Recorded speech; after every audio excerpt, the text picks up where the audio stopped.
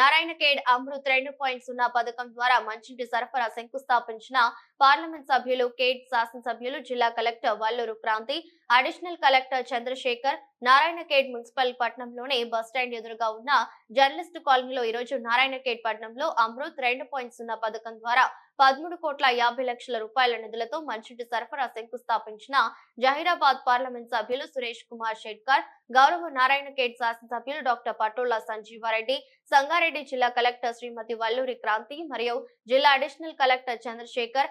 అనంతరం ఎమ్మెల్యే మాట్లాడుతూ నారాయణఖేడ్ పట్టణంలోని ప్రజలకు తాగునీటి సమస్యను తీర్చాలని ఉద్దేశంతో అమృత్ 2.0 పథకం ద్వారా 13,50,00,000 రూపాయల నిధులను మంజూరు చేయించి మంచినీటిని పట్టణ ప్రజలకు అందజేస్తున్నామని ఎమ్మెల్యే అన్నారు. గత ప్రభుత్వం మిషన్ భగీరథ పేరుతో వేల కోట్ల రూపాయలను కమిషన్లను దండుకుందని, కానీ ఎక్కడా కూడా సరిగ్గా నీరు అందివ్వలేకపోవడం సిగ్గుచేటు.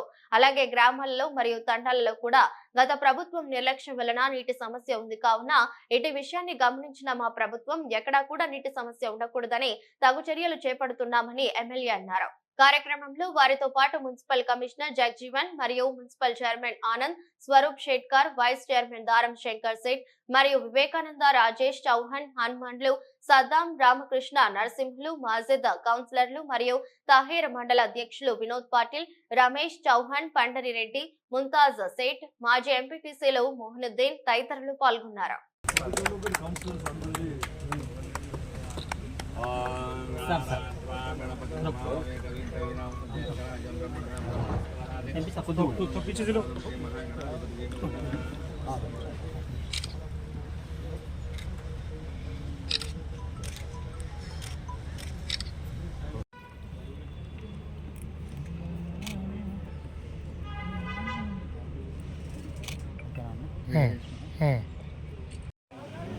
ఇక్కడ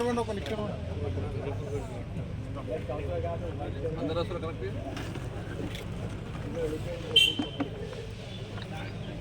నిధులు మంజూరు పడడం జరిగింది. కానీ గత పాలకుల నిర్లక్ష్యం వలన ఇప్పుడు వేరే నా పార్లమెంట్ నియోజకవర్గము మన ఎల్లారెడ్డే కానివ్వండి, ఇక్కడ బాన్స్వాడనే కానివ్వండి, కామారెడ్డినే కానివ్వండి, అందరూ మరి జహీరాబాదే కానివ్వండి, ఇక్కడ మున్సిపాలిటీస్ పెద్ద ఎత్తున నిధులు రావడం జరిగింది. కానీ ఇక్కడ నారాయణఖేడ్ పురపాలక సంఘం అప్పుడు నిర్వహించిన అధికారులే కానివ్వండి, ప్రభుత్వాలే కానివ్వండి, దానికి నిర్లక్ష్యం వహించి 13.5 కోట్ల రూపాయలే, కానీ చాలా అతి తక్కువ అమౌంట్ ఈరోజు మన మున్సిపాలిటీ అవడం జరిగింది. అంటే దగ్గర కనీసం 5,000 మున్సిపల్ ట్యాప్ ఉన్నా కానీ ఏదో 1,200 నామ చెప్పుకున్న వారికి పంపించి మరి ఈరోజు నిధులు అతి తక్కువ రావడం జరిగింది. ఈ ఉన్న నిధులు ముందు వాడుకుంటాం.